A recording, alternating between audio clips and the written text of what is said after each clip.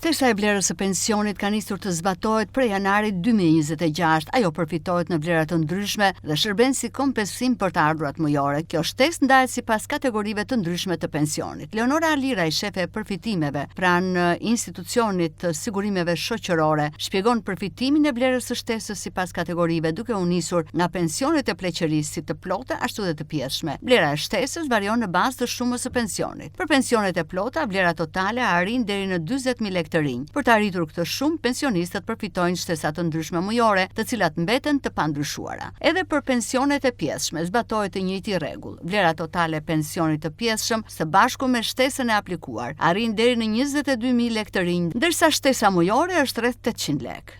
Pyetja është me vend vendimi i Këshillit Ministrave, i cili doli që në datën 30 dhjetor të vitit 2025 me numër 828, i cili e gjën vendimin e tij në zbatim në 1 janar të vitit 2026, bëri ndryshime duke kompensuar të ardhurat mujore të pensionistëve.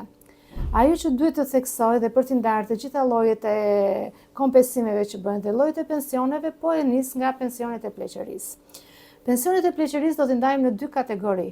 Pavarësisht se në çfarë viti ka dalë pensionisti, po themi para vitit 93, që është ligji i vjetër, po themi sigurimeve shoqërore, ashtu dhe pas 1 tetorit të vitit 1993, kur hyr ligji që tashmë është dhe në fuqi 7703 i 93-shit, i ndajmë pensionet e pleqërisë gjithmonë në 2 kategori. Pensionet të plota, kur ata i referohen vjetërsisë dhe e barazojnë ligjin me vjetërsinë që duhet në vitin që ka dalë, ose dhe te i kalojnë atë.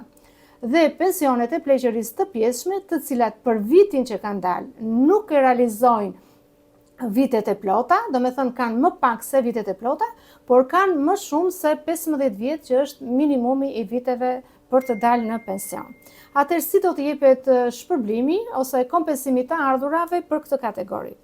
Të gjithë ata pensionistë të cilët i kanë vitet e plota të pensionit pavarësisht në kohën që kur kanë dalë, pensioni i tyre bazë së bashku me pensionet nëse përfitojnë dhe pensionet të tjera suplementare e kalon, po themi 400.000 lekëshen e vjetër, s'po flas me të rejat, në këtë moment ato nuk rritën dhe nuk marrin shtesë nga kjo VKM, pra nuk kompensohen.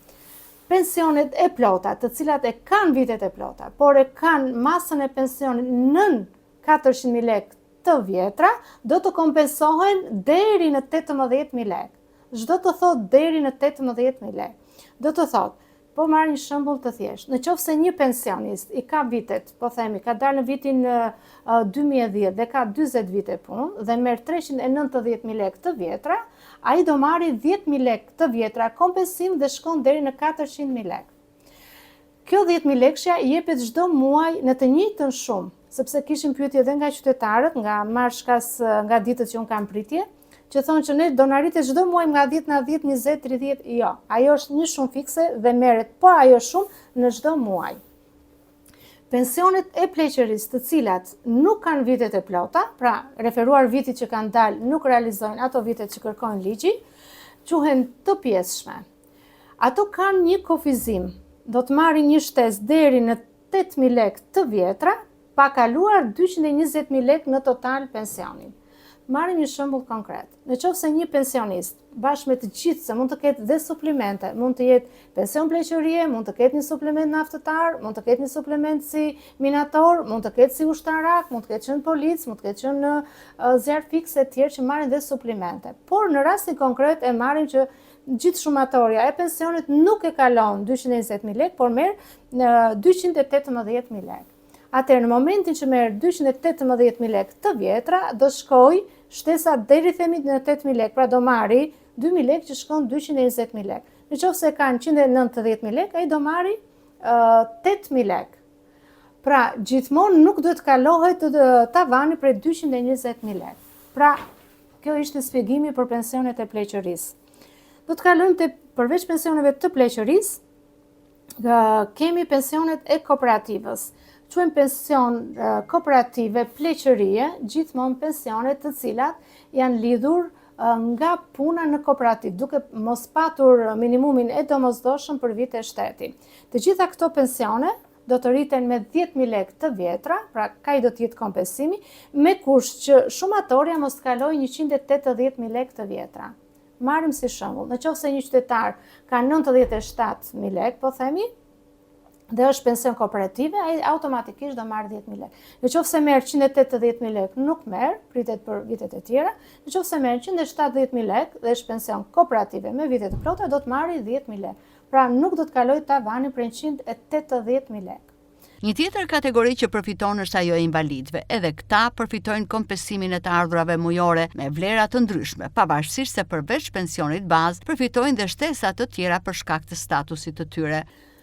Kalojmë te kategoria tjetër që janë invalidët. Atëherë këtu do të bëj dhe një parantezë për të sqaruar dhe qytetarëve kanë sqaruar.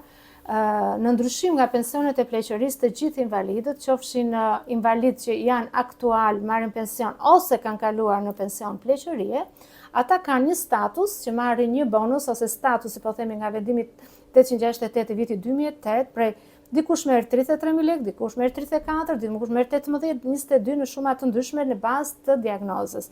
Kjo nuk futet tek shuma e pensionit për të dhënë këtë kompensimin e të ardhurave. Të gjithë invalidët do të marrin shtesën deri në 6.000 lekë të vjetra, me kusht që shumatorja duke zbritur kompensimin që merret për statusin e invalidit, nuk do të kalojë 300 mijë. Pra në qoftë se një qytetar merr 260.000 lekë pension invalidi, ka dhe 35.000 lekë kompensimin që e ka nga statusi i tij, i hiqet statusi dhe ne marrim 260.000 lekë, do marrim 6.000 lekë. Në qoftë se pensioni thjesht pensioni do të kaloj 300.000 lekë të vjetra, nuk do të marri, nuk përfiton kompensimin me të ardhurat më vonë. Kjo vlen si për invalidët që kanë qenë në marrëdhënie pune me shtetin, ashtu dhe me kooperativën. Kategoria e tretë është dhe kategoria e pensioneve familjare. Pensionet familjare i kemi shtet dhe kooperativ. Të dyja kategoritë varet gjithmonë nga nëse janë të plot ose të pjesëshëm, dhe këto si invalidët dhe pleqëria kanë një tavan deri në 180.000 lekë të vjetra dhe kompensimin e kanë deri në 7.000 lekë. Pra gjithmonë nëse janë në 180.000 lekë i kanë të plota, detyrimisht nga 0 lekë deri në 7.000 lekë të vjetra do të bëhet kompensimi. Këtu do bëj dhe një shtesë për të kuptuar sepse sigurimet shoqërore ka pensione familjar të veçanta, që përveç pensionit familjar, ato marrin dhe bonuse të tjera ose shtesa të tjera suplementare.